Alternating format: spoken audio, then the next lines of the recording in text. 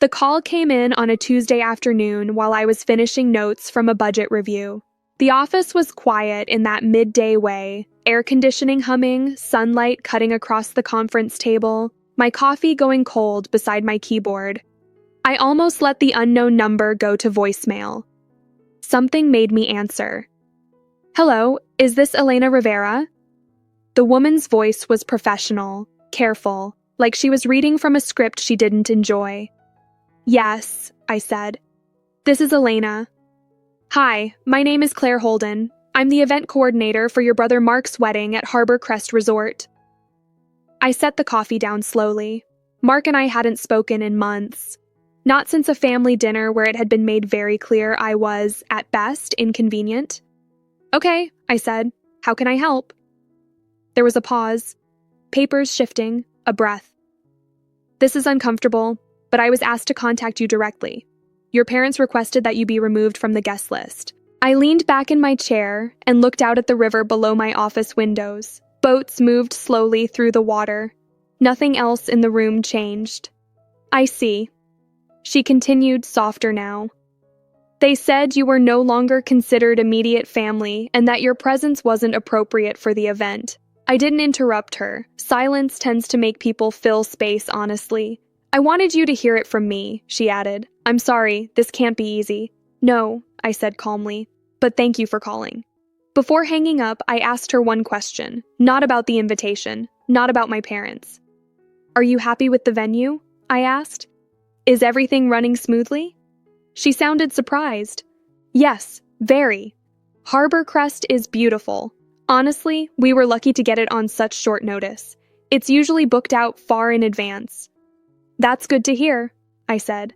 "I'm glad Mark chose well." After we disconnected, I didn't sit there long. I didn't replay the words. I didn't text anyone. I picked up my phone and opened a different contact list. "Maya," I said when my assistant answered, "please connect me with Thomas Bell at Harbor Crest. Now." 2 minutes later, Thomas was on the line. He sounded alert, already aware this call might come. "Elena," he said, "I was expecting to hear from you." "I need the Rivera wedding canceled," I said. "Full refund, cite a scheduling conflict, corporate buyout, effective immediately, no hesitation, understood. And notify the other 5 properties," I added. "No transfers, no alternative dates." There was a brief pause. "I'll handle it personally." "Thank you," I said. "And Thomas, please mention the decision came directly from ownership." "I will." When the call ended, I put my phone face down on the desk. 8 minutes later, Claire called back. "Elena," she said, and now the composure was gone. "The resort just canceled the entire wedding, all locations. They said it came from the owner." I listened. I didn't correct her. "I don't know how to fix this," she said. "I've never had this happen before." "That sounds stressful," I said. "What exactly did they tell you?" As she spoke, I watched the light shift across the floor. Afternoon moving on, whether anyone was ready or not. She stopped mid-sentence. "Wait," she said carefully. "Your last name, Rivera? Do you know someone connected to Harbor Crest?" I didn't answer right away. I looked at the framed document on the shelf behind my desk, the acquisition papers from 4 years ago. Signed, filed, forgotten by everyone except me. "Claire," I said evenly, "can you conference my brother into this call?" There was a long pause on the line. "I can," she said. "Are you sure?" "Yes," I said. "I think it's time." Then I waited. The line clicked, then clicked again. "Hello?" Mark's voice came through, tense and already irritated. "Claire, please tell me you found another venue." "She did," I said calmly, "and I'm here too." There was a beat of silence, not surprise, annoyance. "Why is Elena on this call?" he asked. "I thought we were clear about boundaries." "We were," I said. "That's why Claire called me, to tell me I'd been removed." Claire cleared her throat, clearly wishing she were anywhere else. "Mark," she said carefully, "there's also an issue with the venue." "I don't care about issues," he snapped. "Fix it. We chose Harbor Crest because it reflects well. I'm not downgrading." "I understand," she said, "but the cancellation came from ownership, all properties." Mark exhaled sharply. That doesn't make sense. It does, I said, still even. But not yet. He ignored that. Claire, how much time do you need? Money isn't a problem. I watched my own reflection in the dark screen of my phone. Neutral face, steady posture, no rush. Mark, I said, can I ask you something simple? Make it fast. When you booked Harbor Crest, did you ever look into who owns it? He laughed once, short and dismissive. Why would I? It's owned by some investment group. That's the point. Big, exclusive. Claire didn't speak. I could hear her breathing. Mark, I said, Claire already told you the owner made this decision personally. So, he said, that has nothing to do with you. That's where you're wrong, I said. Silence again. Longer this time. I don't understand what game you're playing, he said. Mom and Dad said you're barely getting by, that you still haven't landed anything stable. I leaned back in my chair. Leather creaked softly. They said that? I asked. That you're still chasing ideas, that you live small, that you drive that old car. I do, I said, on weekends. Claire inhaled sharply. I didn't look at the phone, but I could feel her recalculating everything she'd already said to me. Mark, I said, before we go further, I want you to hear something directly. Not from me. From who? I tapped my desk once. A habit when I want to keep things ordered. Claire, I said, can you bring Thomas Bell into this call? She hesitated. The general manager? Yes. This is highly unusual, she said. I know, I replied. So is canceling a wedding 5 days out. Another pause. Then the soft sound of typing. When Thomas joined, his voice was smooth and precise. Good afternoon, he said. This is Thomas Bell. Thomas, Claire said. I'm here with Mark Rivera and his sister Elena. There's confusion about the venue cancellation and ownership. There's no confusion, Thomas said immediately. Ms. Rivera is the sole owner of Harbor Crest Resorts. Mark laughed. Not kindly, not loudly, just disbelief. That's not funny, he said. It isn't meant to be, Thomas replied. Ms. Rivera acquired the properties in 2021. I didn't add anything. How many properties? Mark asked. 6 regional locations, Thomas said, including the marina site you reserved for the rehearsal dinner. The air went still. Even through the phone, I could feel it. That's impossible, Mark said. She's private, Thomas said. Intentionally. Another pause, longer, heavier. How much? Mark asked quietly. Thomas hesitated. The acquisition exceeded $180 million. No one spoke after that. I stood up and walked to the window. Boat still moving. Same river. Same day. Mark, I said finally, I'm not calling to argue. I'm calling to organize. His voice had changed when he answered. Smaller. Slower. Organize what? I didn't reply right away. I looked down at the city, then back at my desk, at the documents I hadn't touched yet. First, I said, we fix the immediate problem. And then I stopped talking, let silence do what it always does. Then I waited. No one rushed to fill the quiet. I let it stretch because silence, used properly, creates structure. It gives people time to notice what just changed. Fix it how? Mark finally asked. By separating emotion from logistics, I said. Right now you have a problem. I have access. We don't need to mix anything else into it. Claire spoke carefully. Elena, are you saying the cancellation was intentional? Yes, I said, but not impulsive. Mark exhaled through his nose. So you did this because... No, I said gently. I did this because I was told I wasn't family. I respected the boundary. That stopped him. Thomas cleared his throat. For clarity, he said, Ms. Rivera instructed us to issue a full refund and block all internal transfers. The decision was procedural. Procedural. That word mattered. Mark, I continued, I'm not angry. I'm not here to make a point. I'm here because Claire is holding a wedding with no venue and you're running out of time. Claire let out a breath she'd been holding. That's accurate. I picked up a pen and wrote one word on my notepad. Order. Let's do this cleanly, I said. Step 1, confirm there is no viable public venue replacement at the same level. Claire answered immediately. There isn't, not with 5 days' notice and 200 guests. Good, I said. Step 2, acknowledge that Harbor Crest is no longer an option under current family conditions. Mark didn't argue. He didn't agree either. He just stayed quiet. Step 3, I said. I offer a private solution. His voice sharpened. Why would you do that? Because I'm capable, I said. And because despite everything, you're still my brother. Another pause. What kind of solution? Claire asked, careful but curious now. There's an 8th property, I said. Not listed, not marketed, no public bookings. Thomas didn't react. He already knew. It's a private coastal estate, I continued, used for executive retreats and closed events. It can accommodate 300 people comfortably. Claire made a small sound. She didn't try to hide it. A private estate? She repeated. Yes, I said. On the island, helipad access, on-site staff, full compliance, no permitting issues. Mark spoke quietly. You're offering us that. I'm offering you stability, I said.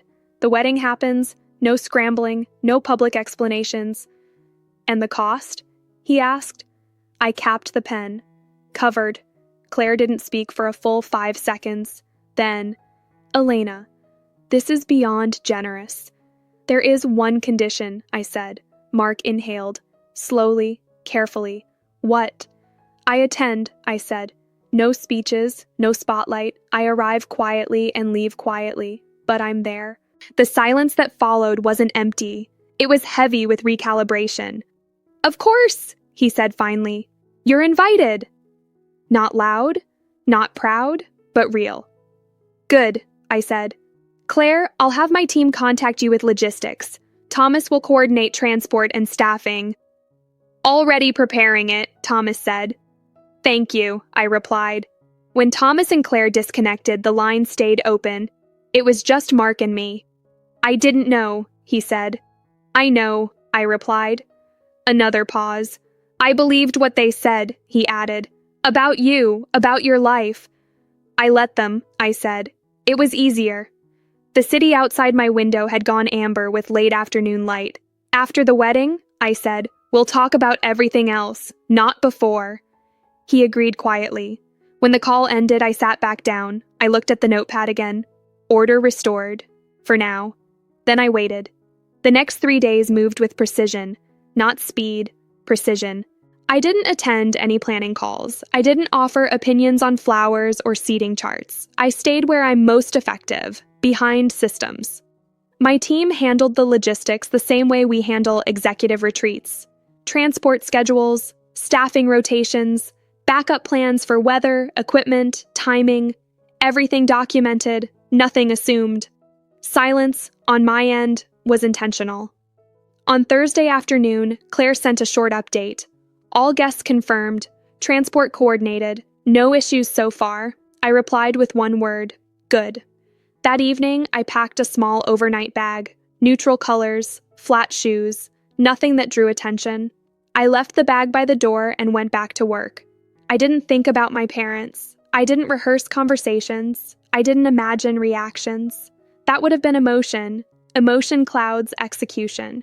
Friday morning, I arrived at the marina just before noon. The air smelled like salt and fuel. The water was calm. Staff moved efficiently, checking names against lists, guiding guests without explanations. I stood slightly apart, observing. My parents arrived together. They looked out of place, not uncomfortable, just disoriented. My mother scanned the dock as if searching for answers. My father kept checking his watch. They didn't see me yet. Mark and his fiancée arrived last. He looked pale, focused. When he noticed me, he stopped walking. We didn't hug. We didn't speak. He nodded once. I nodded back.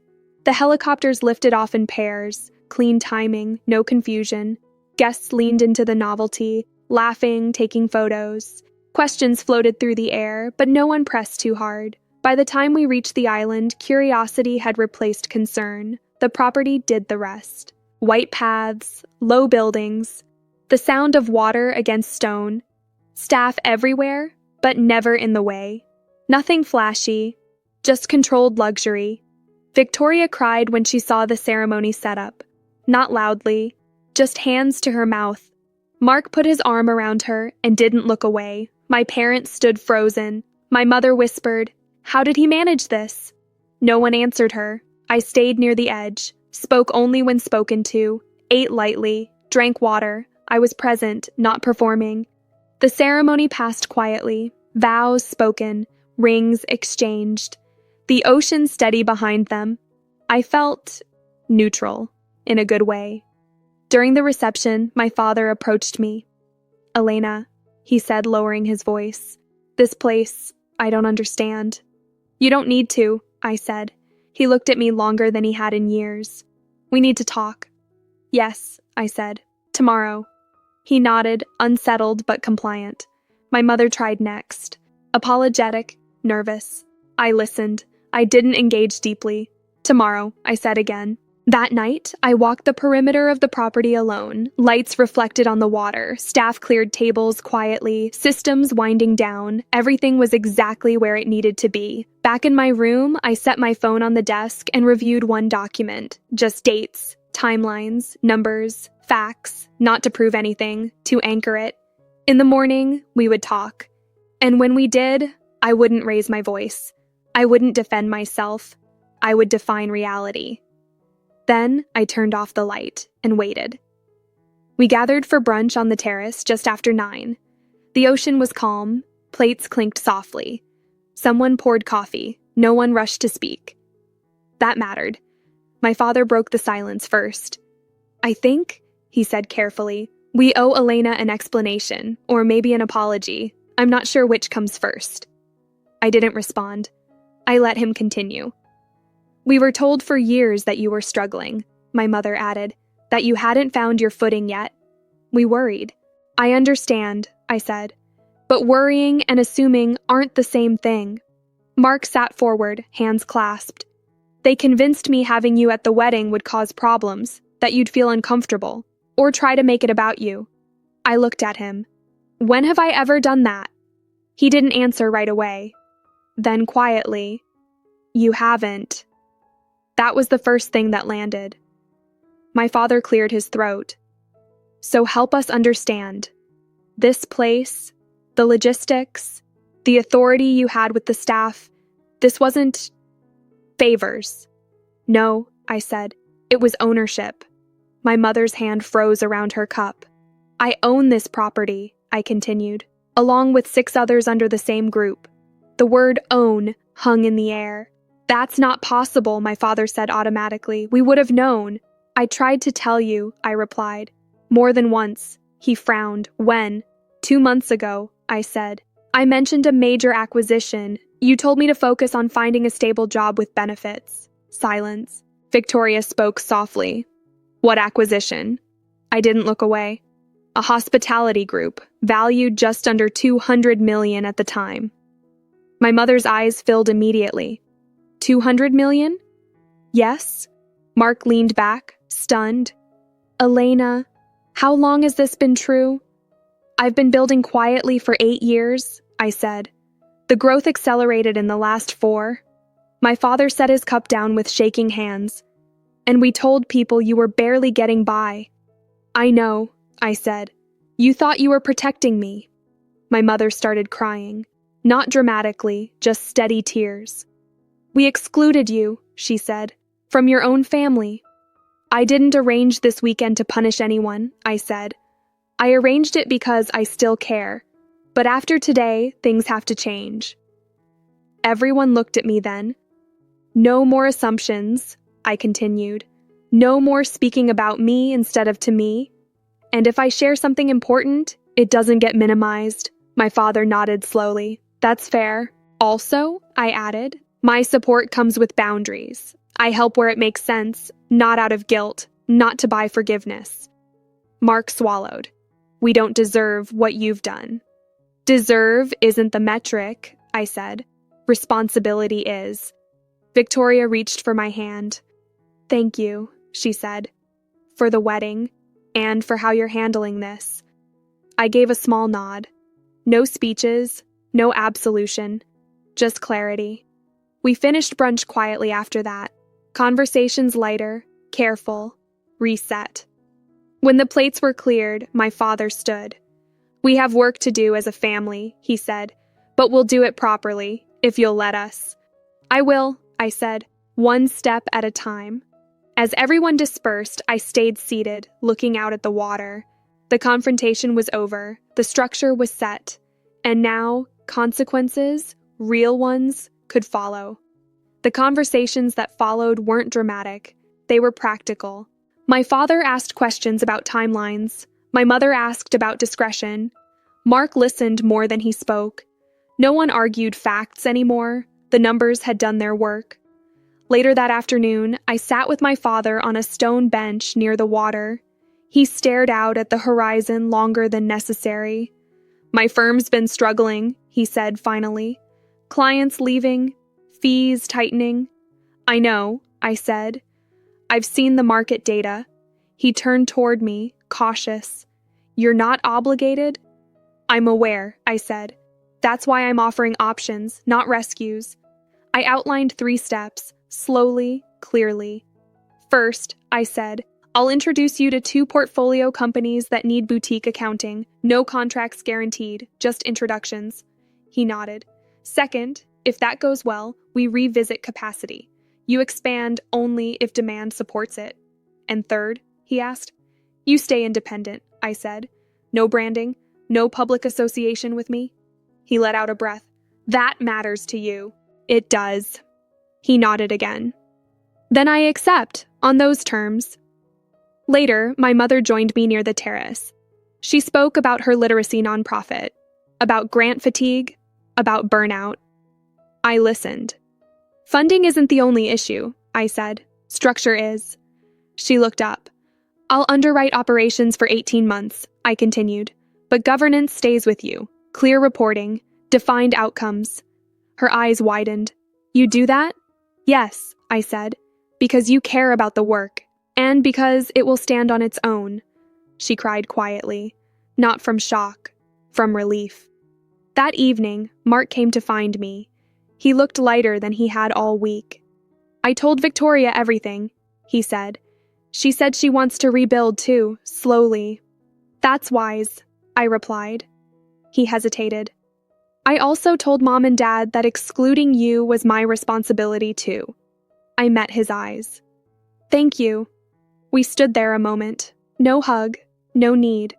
The next morning, helicopters arrived to take everyone back. Luggage loaded, goodbyes exchanged, promises made carefully, without urgency. My parents hugged me this time, not tightly, not performatively, just present. When they lifted off, the island grew quiet again. Staff moved through cleanup routines, chairs stacked, lights powered down, order returning. I walked the beach alone, shoes in hand, water cool against my feet, the horizon steady. My phone buzzed once, a message from Mark. "We'll do better. I mean it."